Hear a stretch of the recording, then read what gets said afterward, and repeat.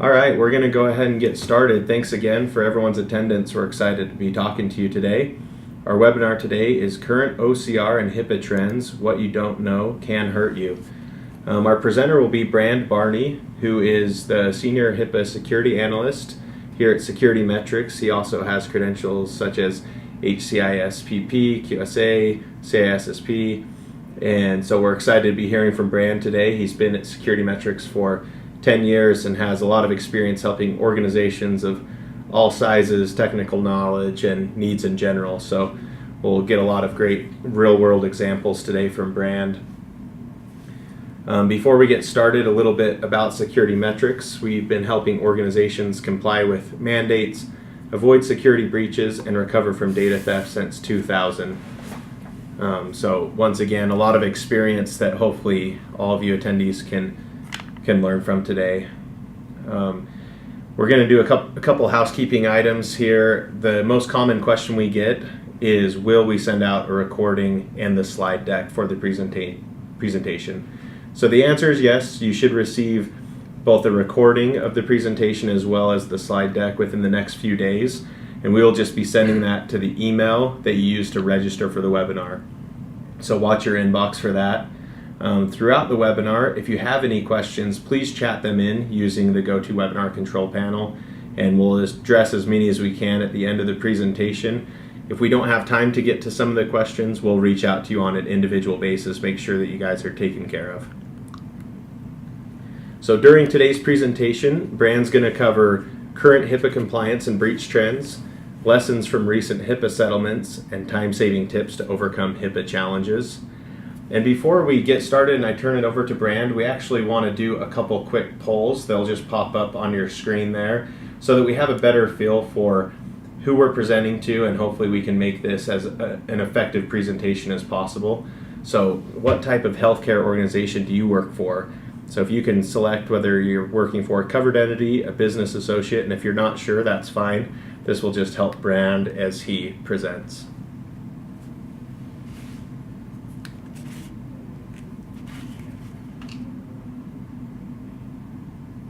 We'll give this another 10 or 15 seconds.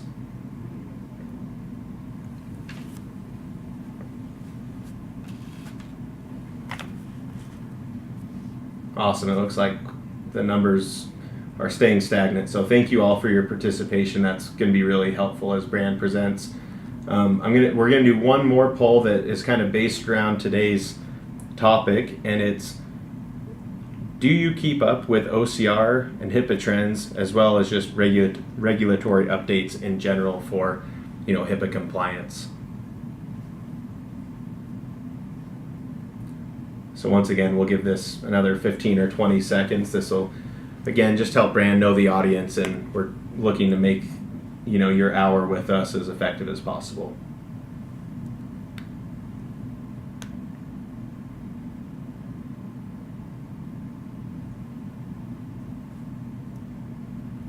Great, and time permitting, we may do a few more polls throughout the webinar. We'll let you know if they're coming so you can be watching for them, and hopefully that helps, again, with your engagement and making this productive for you. So with those polls done and with the agenda taken care of, I'm going to turn the time over to Brand. All right, ladies and gentlemen, thank you so much for taking time out of your Wednesday morning or afternoon, depending on where you are, to sit with me and talk with me about and learn a little bit about some of the recent HIPAA compliance and breach trends, some HIPAA settlements that we've seen recently, and most importantly, and what I think many people really want to know, is what you can do. What are some time-saving tips to overcoming HIPAA challenges? Now, as Colin had so kindly mentioned, that I am the Senior HIPAA Security Analyst for Security Metrics. Now, what that means is I'm the security auditor that comes out to many organizations and helps them with their compliance and their security. Now, I do believe, before we get all started and I get too excited, I do believe that when we look at security, if we're doing security correctly, I believe that compliance is going to come as a direct result of that. But unfortunately, and as we're going to talk about today, we're going to see that many entities, no matter their size, so whether they're a large entity, a small entity, a covered entity, or a business associate, those entities are losing their data at a very quick pace, lots and lots of data. So I'd like to talk about that and kind of show you what that means for you. So let's start out with what the current HIPAA compliance and breach trends are today. So from the security metrics HIPAA Security Rule report that we performed during the year 2016, we found that 89% of C-suite, so major stakeholders within the organization, believe that they're HIPAA compliant. What's interesting to me is that was such a high number of those that felt like, hey, yes, my organization, the employees that are working for me, and the associates that we share data with, they're doing the correct thing. This oftentimes was a direct result, and from my assessment, is a direct result of products. They'll purchase a product and say, hey, it was marketed as compliant. That, we went out, we purchased a firewall, it said compliant. When I got set up with my EMR, that said compliant. So this idea that they're compliant really starts to percolate to their organization. Now, from 89% of the C-suite believing that they're totally compliant, we see that only 67% of a compliance and risk officer will believe that they're compliant. So we do see a disparity there. Now, I can tell you from my experience and boots on the ground inside the organizations a lot like yours, oftentimes I would say that towards the end of an assessment, they find that those numbers significantly decrease and are educated that they're not truly compliant. And just because we bought a product that said we were compliant, that didn't indicate compliance at any level, or even security for that matter. What I also find really interesting is that as we look at their security, oftentimes we see that they don't understand their scope, HIPAA scope. So what truly is required to be compliant, but what also needs to be secured and how. Now, in addition to that, we interviewed about 50 healthcare professionals who were responsible for HIPAA compliance about their patient data and data security. Now, these were organizations that are primarily from anywhere from 0 to 1,000 employees, so it could be a small provider's office up to a fairly large business associate or a small hospital. So as we look at these things, we found that 50% of them stated that they encrypt patient data. Now, that is in my opinion, that is a high number, a high belief that they believe that's the case. I think if we looked across the industry, we're going to start to see that many people do believe that they have their data encrypted. One of the things that I want to draw your attention to today, and as we start to talk about compliance, breach trends, it's really easy to think that, well, we encrypt our data at maybe, say, our email, or we encrypt our data within our database. Or we have full disk encryption on maybe, say, something like our laptops and things like that. Remembering kind of, what I said in the previous slide, we have to consider scope here. So anywhere, and what I want you to be thinking about as we go through this entire presentation, be thinking about where data is created, so protected health information or electronic protected health information. Where is it created? Where is it transmitted? Where is it received? And where is it maintained?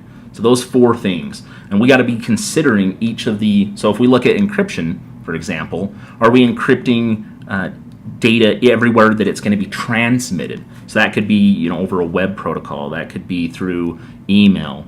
It could be through, all kinds of text messages. How about the data that's being stored, data at rest? What about our database and things like that? So 50% I do think is a little bit high, but this is, about 50 healthcare professionals that said they were doing it. Now, interestingly, 52% stated that they review their firewall rules at least annually. And I think this number, according to my assessments on site, I think this number is really, really high. An annual review of firewall rules typically is not done for most organizations, however, is required. I recommend that you're doing that about twice a year. So every 6 months, you're looking at your firewall rules and asking, are these things, 1, secure, 2, does that make us compliant, and 3, are they even needed? What we see a lot of times with firewall rules is a lot of redundancies. A lot of people have a lot of access they shouldn't.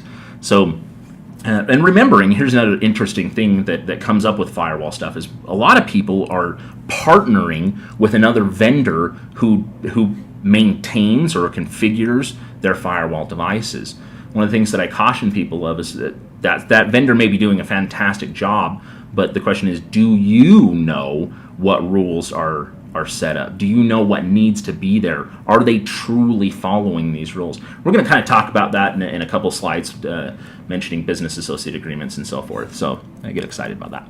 All right, so we also found that 37% stated they were using some type of multi-factor authentication, oftentimes called two-factor authentication, when they're remote accessing their protected health information or their networks that maintain and protect PHI.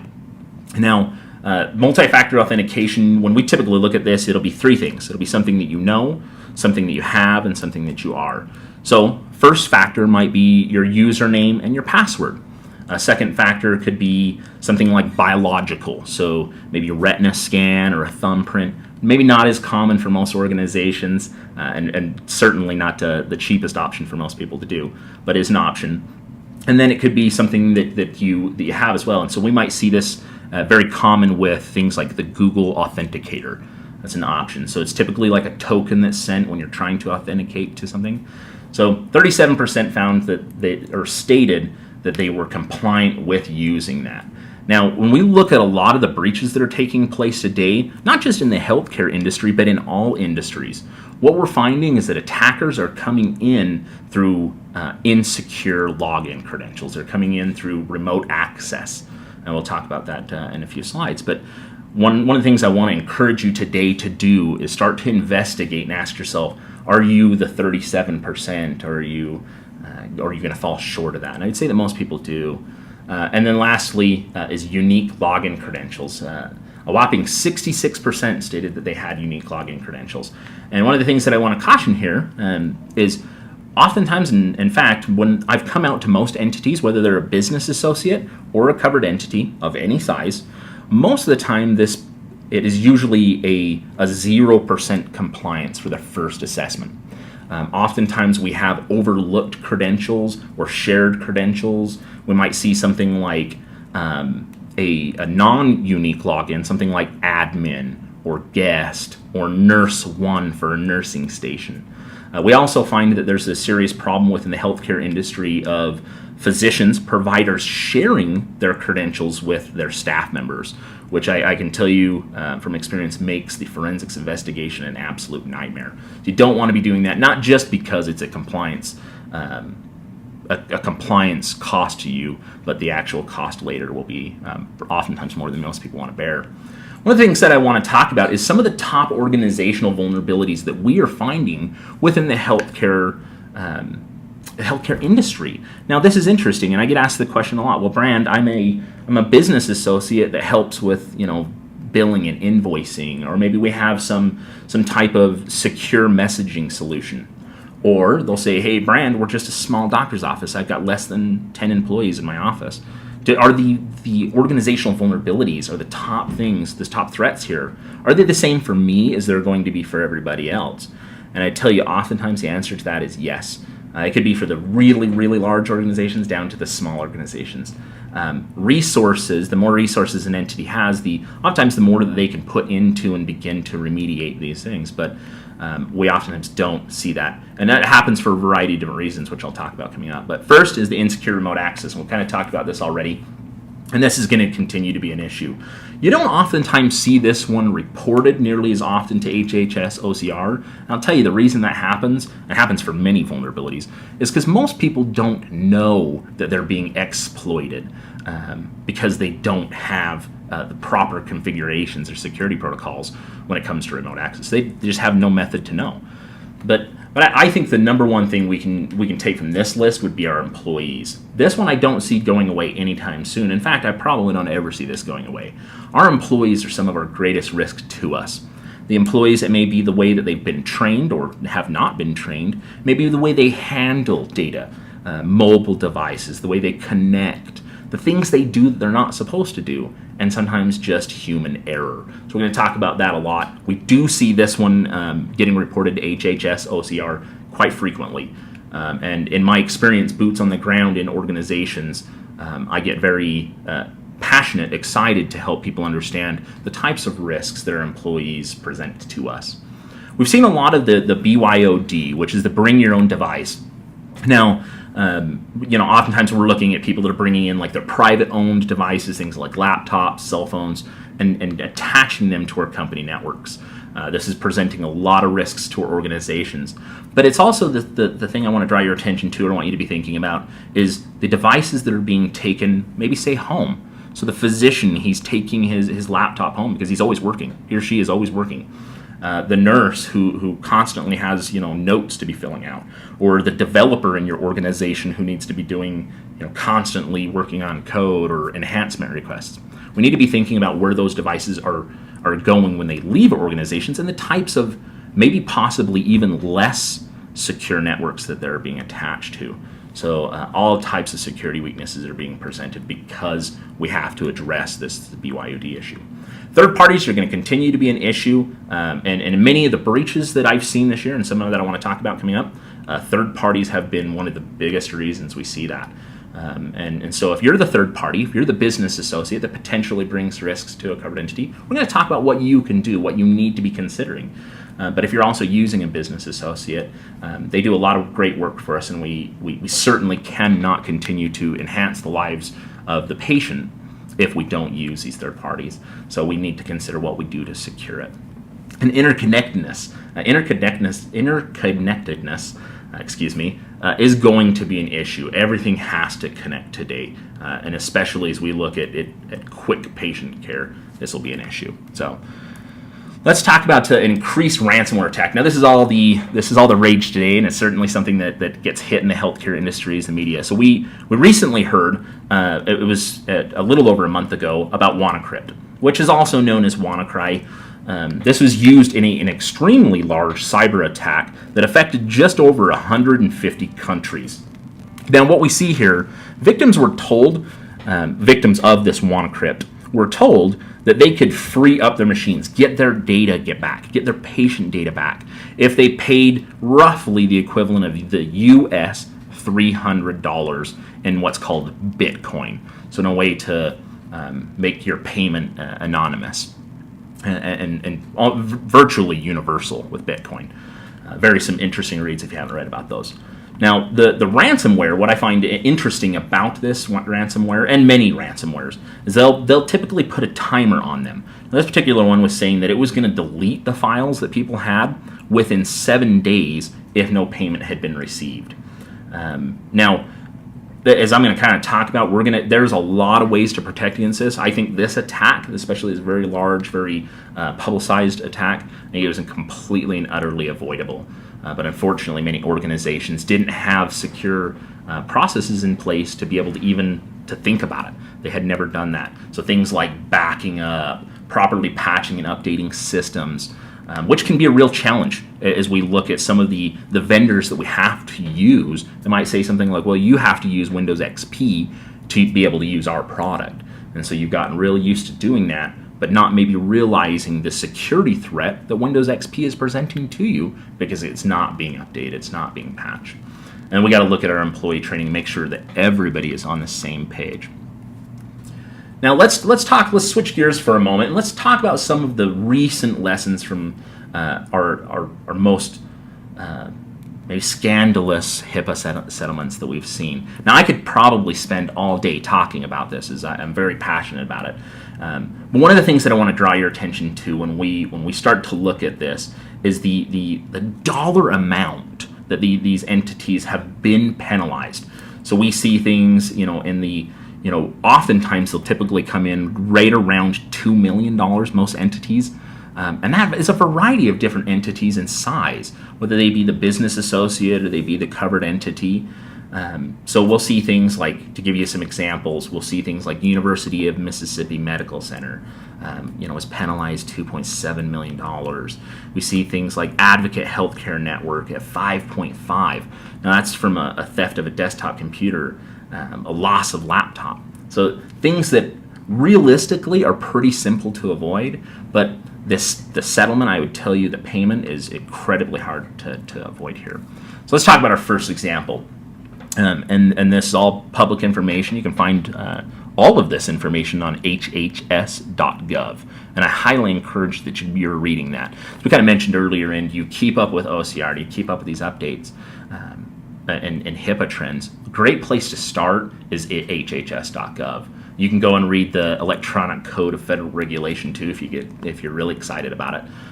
That can be a little more boring for some entities and certainly difficult to understand, but interesting all the same. So when we look at Memorial Healthcare System, what we see here is they were penalized $5.5 million in February of this year. Now, what happened was MHS, or Memorial Healthcare Systems, had reported to HHS OCR that the protected health information of approximately, or just a little over, 115,000 individuals had been impermissibly accessed by its employees, and then impermissibly disclosed to an affiliated physician's office staff.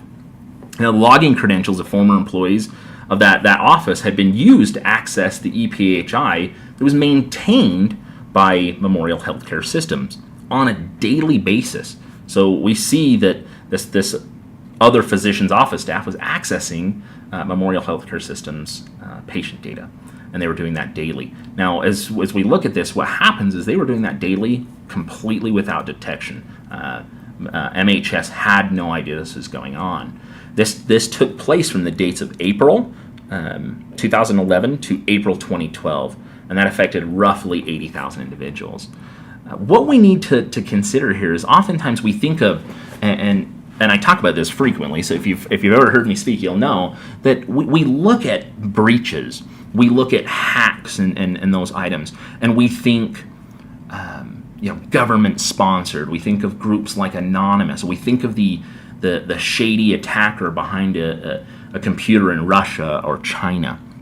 And they're very, very common to talk about, and very Hollywood to talk about. And I will tell you from experience, I do know that these people exist, and it's certainly a problem. And they are attacking and removing data from healthcare organizations all over the world.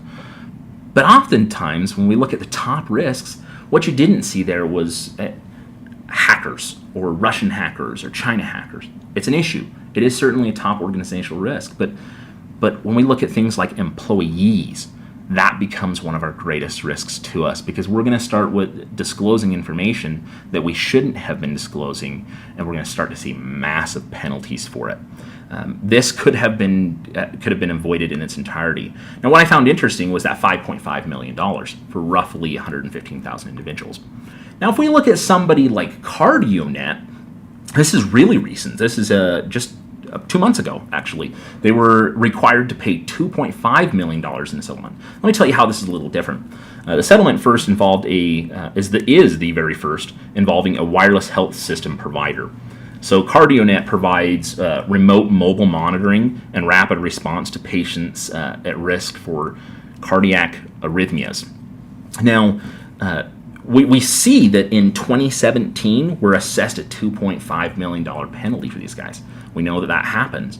But in January 2012, so 5 years ago, a little over 5 years ago, CardioNet had reported to HHS OCR that a workforce member's laptop had been stolen when they had parked their vehicle outside their home. Now, what this means, the laptop had contained EPHI of just under 1,400 individuals. So we see a $2.5 million penalty for a smash and grab. So somebody comes in, smashes the window, takes the laptop that has EPH on it. We don't know definitively what was done with that PHI. We don't know if anything was done with the PHI. But what we can say is that the laptop was stolen. It was not encrypted, so the data was not protected, and they are penalized after they've reported it, $2.5 million for less than 1,400 individuals. Now, I think one individual is too many. I think that our patients are our most important thing to us. Our customers, if you're a business associate, is some of our most important things to us. That's our revenue. I don't know anyone that got into the healthcare industry that went into this and enjoyed the word brand degradation or attrition or loss of public or community trust or partner trust. But these things are happening. So but it's interesting. I would be very curious to see what CardioNet's revenues were. Is that the kind of penalty that could put these guys out of business? And we don't know that. One of the things with CardioNet that we also saw was that they really targeted, HHS really targeted, one of the remediation items was that they hadn't performed a risk analysis. Now we're going to kind of talk about what this is in a few minutes, but the risk analysis was one of the biggest things that they focused on. And I find that incredibly interesting that penalty had been assessed because they hadn't done it or they hadn't done it properly. Now when we look at this last example here, this is Memorial Hermann Health System. Now this is another common one, but I want to draw your attention to the fact that this isn't large hacker groups that are coming in and stealing it. Certainly nothing quite to the extent of WannaCry, our ransomware. But we see that with Memorial Hermann Health Systems, they are penalized and ordered to pay $2.4 million this year for an improper use and disclosure. Some patient names had been disclosed in a press release, and they were, again, required to pay that. So you're going to see a variety of different breaches, but what we are seeing, and what I continue to want to illustrate for you guys, is the human element here. We can buy the products. We can buy the products that say that are marketed as a compliant or as a secure thing. We can put the effort in, and I don't think too many people are putting a whole lot of effort into truly securing their devices, and I want to talk about that coming up. But one of the things we do see is the human error, and it's going to continue to be a problem. So we need to take the time, and you're taking the time today, which I think is so wonderful, but we need to take the time to truly get invested, to truly be empowered to become more secure, and to start following policies and procedures if we have them, assuming. All right, so looks like we have another poll that we want to pull up here. This is what the question here is based on these settlements. So the settlements we've talked about, what is your confidence level in your own HIPAA compliance efforts? Again, kind of help me understand these. Are you feeling very confident in what you or maybe your staff, potentially even your partners, are doing for you? Are you feeling extremely confident? Do you feel fairly confident, just a normal confident, or are we feeling not confident at all? And we'll give you a couple more seconds here, maybe 10 seconds to fill this out. It's very interesting to see the types of levels of people's impressions for their compliance and what they believe they're doing. Oftentimes we may be doing the correct thing, or we believe we are, but our partners may not be. Or what we see is the IT staff don't truly know what they're doing. So excellent. All right, guys, thank you. Appreciate you filling that out. All right, so what I'm excited to talk about is what can you do? Yeah, that's what I get asked when I come out to organizations, no matter their size, all over the world, in fact, no matter their industry, even. So this has this idea of it doesn't matter if you're healthcare or not. It's what do I do? That's the question everybody wants to know. Brand, how do I fix this? How do I become HIPAA compliant? When we look at HIPAA compliance, if we're a covered entity, we know that we have to adhere to the privacy rule. And I would say oftentimes many people are, and according to our poll, many people are feeling pretty confident in that area. But if I ask the question, or if I change that poll to, how do you feel about your security rule compliance? Encryption, file integrity monitoring, intrusion detection, transmission security. How do you feel there? And does that change at all? And oftentimes it does, but a lot of people become aware of this and recognize that they need to make changes. So if we're a business associate, we're going to be asking questions of, I need to make sure that I'm security rule compliant. I'm contractually obligated to do so. I need to make sure I'm compliant with the breach notification. And this is different than, no different than the covered entity. So the same rules. Your scope may be slightly different. We need to consider that. But we also have to ask the question as a business associate, what privacy rule requirements are we going to be required, or are we contractually obligated to adhere to? I can tell you from experience, a lot of business associates today are overlooking that element. They don't know what they're being required to do. But one of the first things I like talking about, or I like educating people on, it's not about finding time. It really is about maximizing the time you have. And I can tell you, I do understand the time we have, or maximizing the time we have, may be a very small amount of time. Especially could be a very small resource that we have to dedicating to it. But I can tell you I'm going to give you some tips here to maximize your efforts and your time. First, and this if you haven't done this already today, this is one of the top things to get done, easy to do, quick win, low-hanging fruit, as I like to say. We need to make sure that we have assigned the proper personnel with proper responsibilities in our organization. So you first need to assign a privacy officer or official, and then you need to make sure that a security official is assigned. Now, unfortunately, in some organizations, that's going to be you. That's going to be one person who does both duties. That means you have a lot on your plate to try and digest, to understand, as we look at, again, back to privacy rule, security rule, and breach notification. There's a lot of data there to understand. And I don't fault you if you haven't gotten as far as you'd hope you were going to get. Maybe say within the last year, 2 years, 10 years. It certainly is an overwhelming obstacle. But it is expected of HHS OCR that you do assign it. I walk into a lot of organizations who are doing a decent job with their security. Maybe some of their tools are working as they should. But something simple like this has not been assigned. And so we see a lot of errors that begin to pop up as a result. We need to make sure that we have those people properly trained on their responsibilities as well. And what oftentimes needs to happen in your organization, no matter your size, you need to make sure that we have considered an appropriate committee to properly support their efforts and agendas. Things like business continuity, security, breach and infraction responses. Excuse me.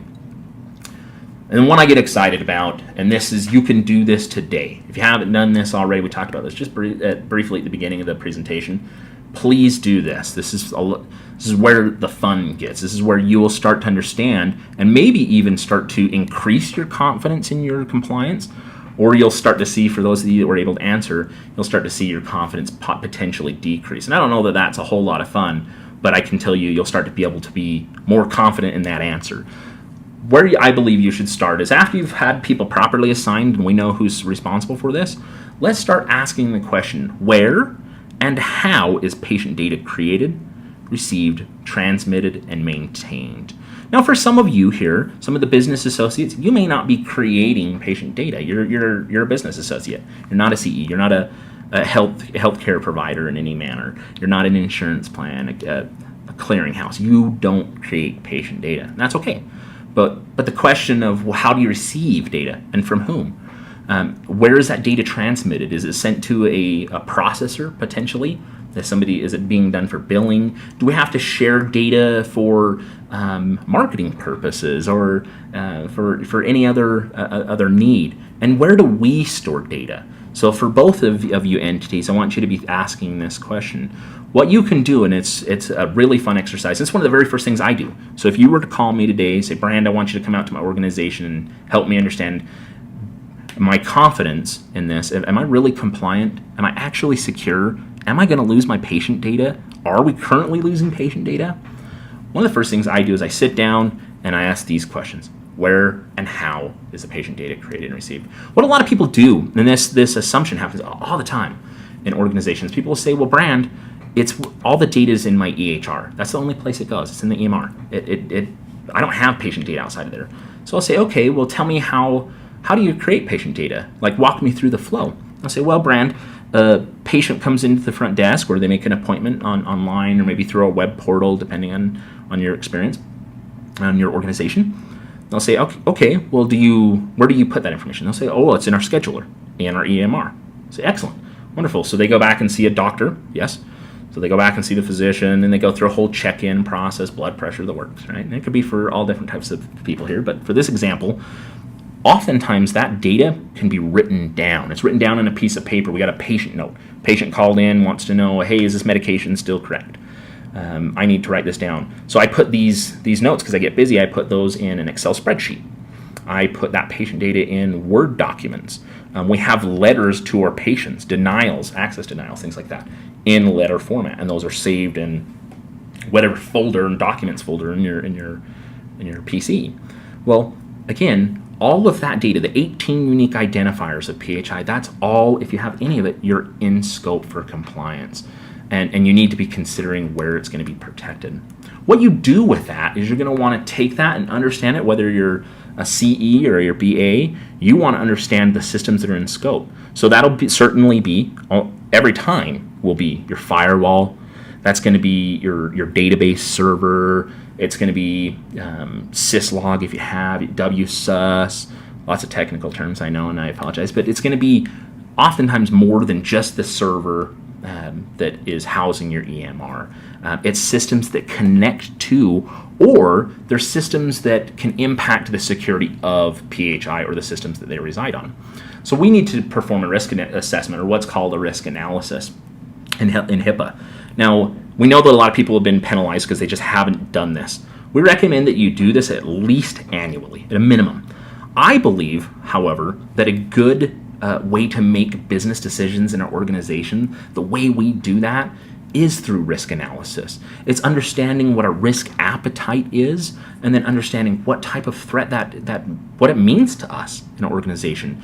And so we oftentimes say after any significant network change has been made, you should be identifying the new threats and vulnerabilities to those systems, those system components, to your data, to you, to the patient. So risk assessment is a extremely valuable tool. This can be done on your own. A lot of people choose to do this on their own. And unfortunately, a lot of people get in way over their heads, or the risk assessment hasn't been done very well. There are a lot of different vendors out there that can help you do that, up to and including Security Metrics even. So I recommend that you sit down and go through your flow. Understand where your data is today. It is going to be absolutely valuable to you. When you do that, when we sit down, we need to look at what are the risks, the threats, and the vulnerabilities to our digital and physical environments. So it could be something like, well, if we're maybe parked on our businesses has street access to a very busy road. We don't have video monitoring, and our servers that are not encrypted are sitting in a non-monitored, non-secure area where somebody could smash the window and take them. It could be that they're sitting next to the restroom, a public restroom, and I give these examples because I've actually seen this often. I've seen this many times, and people don't consider that. When we look at the digital vulnerabilities, we look at the electronic, we need to be considering systems that oftentimes have not been reviewed, that oftentimes are not considered in scope for compliance. A lot of people just think about that EMR. They think about their development platform. If you're a business associate, they'll say, well, I develop code on production, so my test environment's not in scope, right? My firewall can't possibly be in scope, and again, all of these things would be incorrect assumptions. We should be looking at the internal and the external risk, threats, and vulnerabilities as well, which can be challenging. One of the frameworks that I really like to use, and if you've got a pen and paper, I advise you to write it down, is NIST, so that's NIST 800-30. So NIST 800-30, really truly excellent framework to use. And at a minimum, if you need a sleep aid at night, I use it all the time and fall asleep to it often. So maybe not the most exciting and enthralling read, but extremely valuable for you to begin to do it. And like I said, a lot of entities out there can help you to simplify your efforts, or even just do that for you. But this is not only will reduce your risk, help you to understand your risk, but this will take you out of that willful negligence category should you have a breach or non-compliance effort or be found to be non-compliant. Once we've found all the risks, it's kind of like going to a physician, right? If I go to a physician and the physician says, hey, Brand, your blood pressure's high, and we want to reduce that. And there's a variety of ways that we can do it. Hey, you need to stop stressing so much. Probably should stop eating those delicious chicken sandwiches you love from McDonald's. You really got to start exercising. He's going to come up with a plan. He or she will come up with a plan for me, specific to me and to what's going on. And in your environment, you need to be doing the same thing. Consider your risks, document everything, and then come up with a strategy to begin remediating. Now, one of the things that I want to say is I don't believe there is such an environment without risk. It doesn't exist. Every environment will have risk. What we need to do is discover and determine what our risk appetite is and what we need to be doing to lower that. What you can't do, and is certainly inadvisable, would not be compliant, certainly wouldn't be secure, is accept every risk. And that's what a lot of organizations are doing today. They're saying, I'm going to accept all the risk and we're going to just accept the fact that we're not compliant. We're going to accept all this risk, and that's why people are losing their data. That's why data is being pulled from their organizations.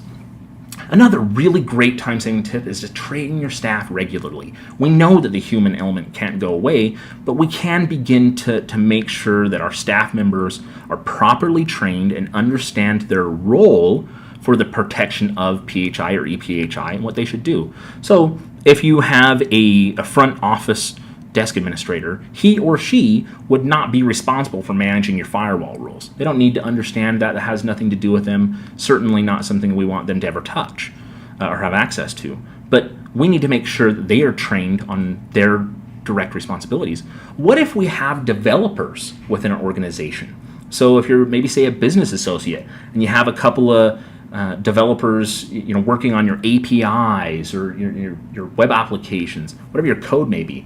If they're going through and doing that, you need to make sure that those people are following the proper and best coding practices, which we'll talk about here in a minute.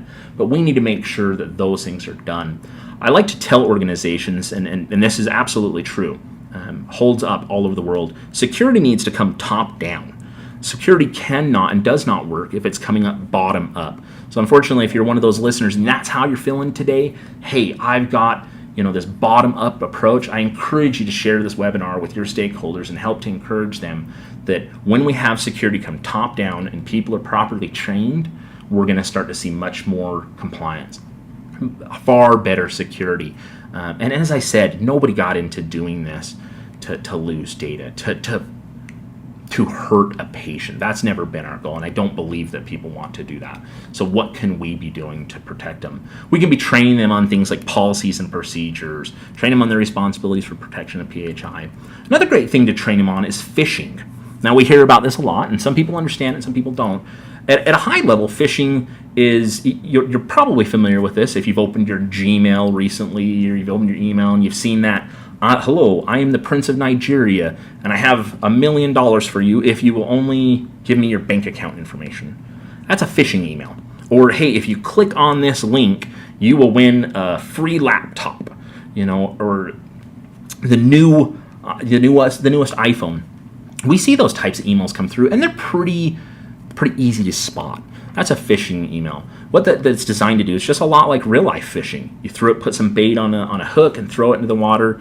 Yeah, there's lots of fish in the pond. We know that eventually we will get a bite on that hook. So you probably disregard the $1 million that you have from a crown prince because you know that's not real, because you know that's a scam and it's negative. But I can tell you that a lot of the true phishing emails, they are really well crafted, and they are sometimes hard to spot, even for security professionals like myself. Let me give you some tips and tricks on what to watch for, even be training your staff on. You should be looking for email requests that are asking for sensitive information. It could be sensitive information that says, hey, you must reset your encryption here. Click on this link. That it's going to ask you for something. It's always going to be sensitive. Or it's going to tell you something that you have and that's sensitive has changed. We see that a lot as well. And so it's a call to action. Second, we look for things that are, oftentimes people that are really doing a good job at phishing, it'll be somebody you know. Or it'll certainly appear to be somebody that you know. So you should be looking for things like incorrect or missing names. We oftentimes see email addresses, the sender email address that's mismatched. So it's just one letter off, or there's a dot that's inappropriate somewhere within the domain. We also oftentimes will see these phishing attachments or phishing emails that'll come through with an unsolicited attachment. It's click this thing, click this link, open this PDF, open this executable. Again, train your staff to watch for these things. And we'll oftentimes see things like company links that don't truly match a legitimate URL. So at first glance, you might look at it and say, boy, that looks legitimate, but it is not, and we need to be aware of it and train our staff. We also should be training our staff on, and training all of our people on the social engineer threat. Typically, we see a lot of attacks that are coming through today that have come through from the social engineering platform. So these are people that are going to pose to be somebody that's just querying a lot of information from you. It could be somebody that comes in and pretends to be a janitor, IT services. It could be somebody in the public sector, telecommunications. The social engineer in your organization is going to get a lot of information from you, or can get a lot of information from you because you didn't know not to tell them, or it looks innocent what you're telling them. I tell you, this happens a lot in organizations. They'll say, "Hey, Brand, can you socially engineer my employees to give you stuff that they wouldn't?" And I've done this before. And getting people to tell me stuff they shouldn't is extremely easy. So you need to be helping your staff and constantly talking about this. Physical security training. And I've talked about this, so I don't want to spend too much time here because I'll beat the horse to death, but we need to be training our staff members in our organization to look for physical security threats and to make sure that those things are being properly protected. We're going to see things, and we see it in a lot of organizations, tailgating, or people that are out in our dumpsters and are diving into the dumpster, or maybe they're coming in through the trash. Maybe we have like a trash slide or something like that from our organization. They're coming from that into the organization. We're also going to see things like locked doors. So we see, and I've seen this in several organizations, unfortunately, but somebody says, I say, "Where is your server? Can you show me where your server is?" And they'll say, "Oh, sure, it's in our bathroom. We keep it under the bathroom sink because it's cold, because it's cool in there and it keeps our server cool." Well, that would be a physical security problem you have today. Your patients have direct access. Anyone using that bathroom has direct access to your server. Whether they know what to do with it or not is entirely irrelevant. That is a physical security vulnerability. So we want to make sure that our organization is properly prepared to handle these types of threats. We need to make sure that we're considering, and things that we can be doing today that make sure that we're properly protected is looking at the business associate agreements. Every single entity that touches your data, that views your data, that views the systems that manage your data needs to have a business associate agreement.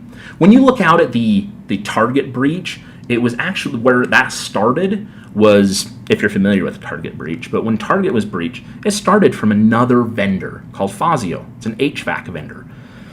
Now, I'm very, very certain that they would have proper business associate agreements in place. But it's not just required just to check the box and comply. It really should be a foundation for ensuring that those business associates understand what they're supposed to be protecting, that it's properly signed off, and that you're doing something to monitor their compliance and their security. It's a very powerful tool. We are seeing a lot of people that are coming in today, they're onboarding new business associates and that haven't had a business associate agreement in a long time. So remember that you need it. But it's also important to remember that you really can't hide behind the BAA. And I see this a lot. There's what we call a lot of finger pointing, or there's a trend of passing the buck. And then believing that we're protected because, hey, I signed a business associate agreement, doesn't that protect me? And the answer to that is it certainly can protect you to some degree. It doesn't remove the risk. As I said, there's no such thing as an environment without risk, so it doesn't remove risk from you. There's always going to be some shared liability between the covered entity and the business associate. And remember, all parties that are involved, whether it be the business associate or the covered entity, those people, and when we look at HHS OCR, their names will be published. It's a very public, real experience.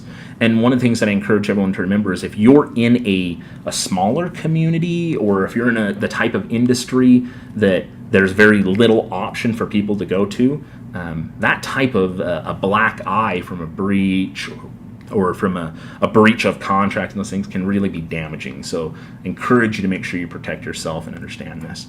Now, HIPAA regulations and HIPAA mandates that you do something or you take action if you happen to know, and that can be a challenging thing, if you do know or even suspect that a business associate is not HIPAA compliant. You really need to be doing this. What I recommend to all entities is they do this previous to onboarding. What we need to also do is develop secure code. Now, we kind of talked about this. I had jumped ahead, but we need to make sure that we develop secure code and then we test it. This is so important. We need to make sure that all of our code that is being developed within our organizations is properly handled, that we can handle cross-site scripting, cross-site request forgeries, blind SQL injection attacks, which all may be very technical and geek speak, as we like to say. But these are real vulnerabilities. These are things that are going to cause us to have problems within our organization and to lose data. And I have been to a lot of organizations that have lost their data because they didn't consider it. They didn't think about their code as being attacked. So remember that. OWASP Top 10, truly a phenomenal guide if you haven't read it. the OWASP Top 10, definitely recommend it. They have community meetings that are really awesome to go to as well. We should be making sure that we configure and review all of our logs. Now, we're going to have a lot of logs: antivirus, application, firewall, EMR logs, file integrity monitoring, intrusion detection, intrusion prevention. Some things that you need to know here is that if you're not reviewing the logs, that's as good as a paperweight. It does nothing for you. There's no real value. You should be making sure that you review logs real time or at least daily. And you're going to be looking for something that is outside of the behavior of normal, not normal traffic. Maybe with file integrity monitoring, we see a file that explodes in size. That's a very sensitive file, critical file that explodes in size. You need to know if that is a normal behavior. Did malware or something just get injected within this file? We should know that. If permissions are changing, again, your logs are such a powerful tool. But this is where I tell people when they bought a compliant product, they typically don't think to look at their logs. And the products don't do that for you. They just don't. Now, in a recent survey, Security Metrics, in our 2017 Guide to HIPAA Compliance, we had interviewed 52 healthcare professionals who stated that 44% of those had been assigned somebody or had assigned somebody to review their logs daily. So an incredibly low number. When we look at the next couple items, what I want to draw your attention to is here vulnerability scans. A lot of people, I'm not talking about antivirus, I'm not talking about anything like that. I'm talking about internal and external vulnerability scans. They're looking for vulnerabilities that can be exploited by an attacker, whether they're internal to your organization or external. You should be performing those as often as possible, but at a minimum, you're required to perform those at least quarterly and after any network change. Lots of different vendors out there can do this for you. So it doesn't need to necessarily be something that you're managing or watching all the time. And a lot of people come with a lot of support for it. So I really encourage you to get on board. If you're not performing vulnerability scans, for those that maybe felt a little more confident in their compliance or who maybe didn't know, if you're not doing internal and external vulnerability scans, I would tell you today you're not compliant. You're not doing technical and non-technical reviews of system components at least annually. So when we look at evaluation within HIPAA, this is not being performed and you wouldn't be compliant here. And certainly wouldn't be secure. Maybe let's change that. You wouldn't know if you were secure or weren't secure. And that's kind of a dangerous thing, right? Another interesting idea here, another thing that a lot of people are talking about and a lot of other vendors in the healthcare space are doing is called penetration testing. Now, I'm not talking about pulling out a bunch of pens and seeing the ink level, even though I like to tease the pen testers on that. Penetration testing is a good way to look at it is an ethical hack. It's a good way to test your critical systems, a lot like a scan, but actually has a person behind that's driving it, that's testing the vulnerabilities to see, are they truly exploitable? It is incredibly valuable for your organization to perform it. Some things that you need to consider here is internal, external scans. So we should be testing like our APIs, our web applications, internal and external. We should be testing also segmentation. So let's say we have some systems that are considered in scope, or that we said weren't in scope. We should test those too and make sure that they're truly segmented.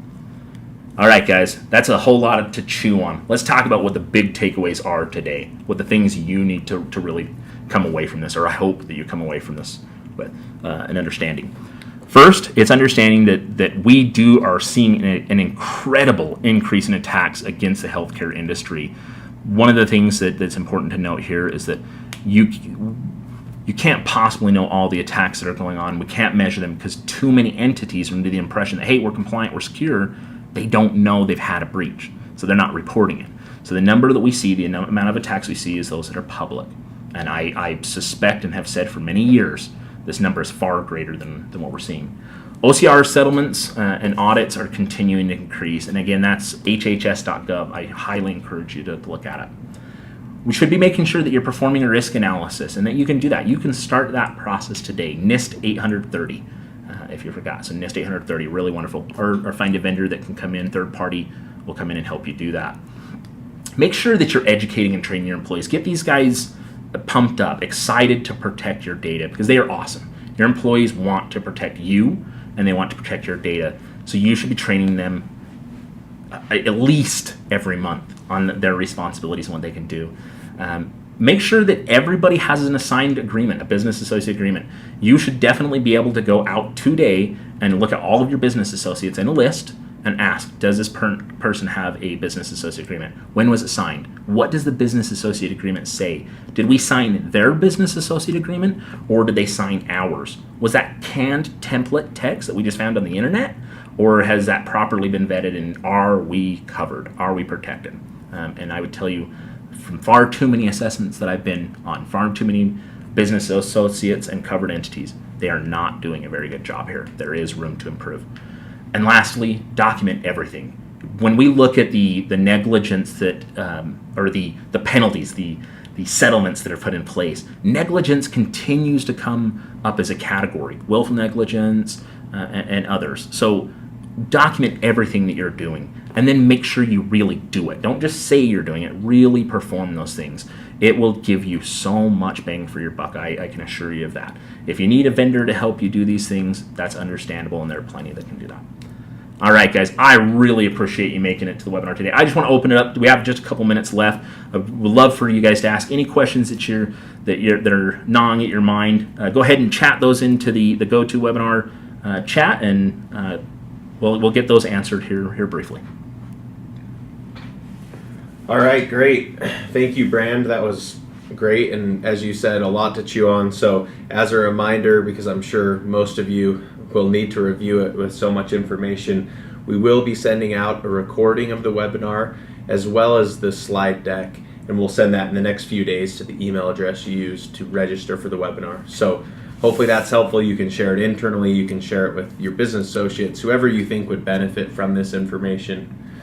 We've already received a few great questions, so we'll go ahead and dive in. We only have a few minutes, and if we don't get to your question, no problem, we'll reach out to you on an individual basis. Brand, you referenced NIST 830 a few different times. Where can they get a copy of this so that they can follow the framework? Definitely. So that's a great question. NIST 830, I'm very excited and passionate about it. It's something that all one needs to do is open up a browser, web browser, type in NIST, so all caps, NIST 800-30, and that's public information, free information, and it is an incredibly powerful tool, a tool that even I use, and many assessors like me even use. Security metrics, the risk analysis that we use, is based on NIST 830 with a blending of Octave, if you're familiar with that. But again, all that's public and all of it's free. You should be doing that today. Awesome.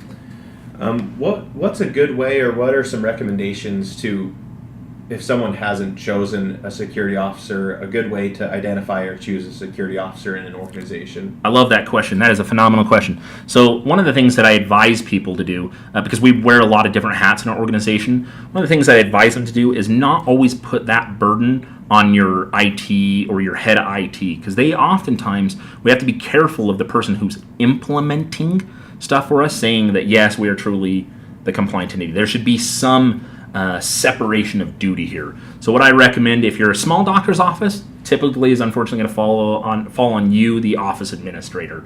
But you should be using a committee, and kind of as I mentioned earlier, using a committee to help you make those decisions. Privacy typically goes to the most legal entity in the office, or to, we oftentimes see people's attorneys. It would be inappropriate to say that the security official would be the attorney. It's kind of like a unicorn. Many lawyers don't truly know how to do security, and so that would be they don't exist like unicorns. So not to be too silly there, but you get the idea. So what I advise you to do is say, okay, what privacy, who can we give this to that's got more legal mindset? And then in your organization, it should be somebody that has a little bit of security background and can work with both the C-suite, so executives and management, but then down on a more human level, because we're going to be working with our IT professionals, we're going to be working with database administrators, we're going to be working with all kinds of people to verify that each control is properly in place to a reasonable and acceptable amount.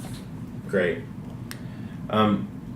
What are some of the specific rookie mistakes that you see come up when someone's crafting a business associate agreement? What are some of the things maybe they're leaving out that they should be including, and some just general mistakes that you see. Oh, heck yeah, that's also a great question. You guys are awesome. Great question. So oftentimes what we see is we see a lot of redlining that takes place within business associate agreements as we're sending it back and forth.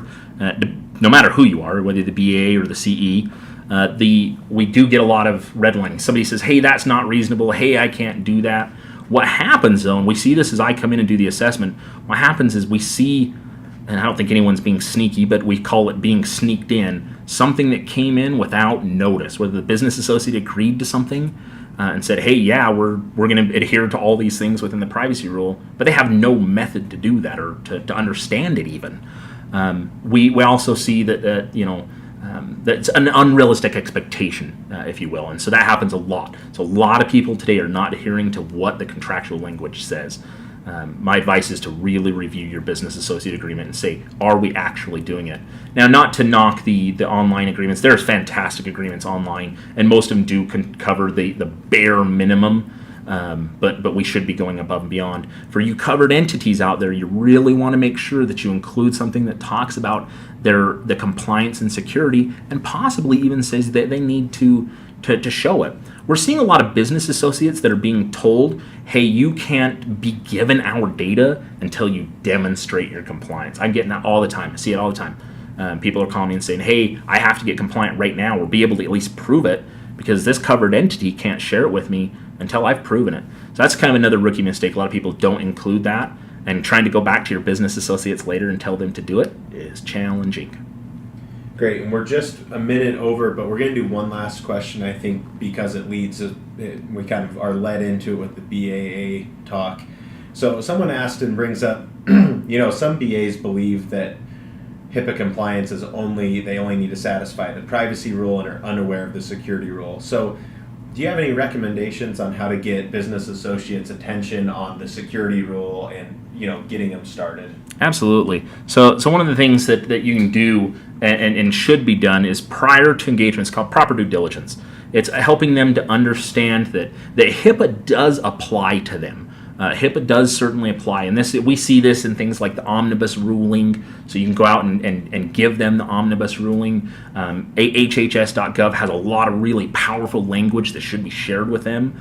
But more importantly, we have to say, and I believe and see a lot of success here, is we say, look, you cannot have my data till you're able to demonstrate you've done some bare minimums here. Do a risk analysis. Help us get an attestation of your compliance. And somebody like myself, and that's why I get called in a lot, is somebody like myself will come into the business associate and say, okay, let's ask what your scope is. Your scope must be considered, and so we do consider that and put that in for whomever they decide they wish to give it to. So they may give it to their covered entities and say, at a high level, these are the things we cover. We cover our infrastructure as a service. We cover, these softwares, this billing, whatever it may be. This is the environments that were assessed and found to be compliant. If you're not requesting it, it is my assessment that you're making mistakes there, and I would think you would want to close that gap up as quickly as you could, because that liability is on both of you, both the business associate and the covered entity. But like we said with Fazio and Target was the big name. Everybody knew who that was. Very few people had heard of Fazio prior to that breach, so consider that. Great, thank you. Again, we want to thank everyone for their attendance today. We have a few other questions that we'll reach out on an individual basis. They're a little more specific to your organization, and we're out of time, so we want to be sensitive to that. One last reminder that we'll send out the recording and the slide deck in the next few days. Again, we appreciate your time and look forward to helping you learn more about HIPAA in the future.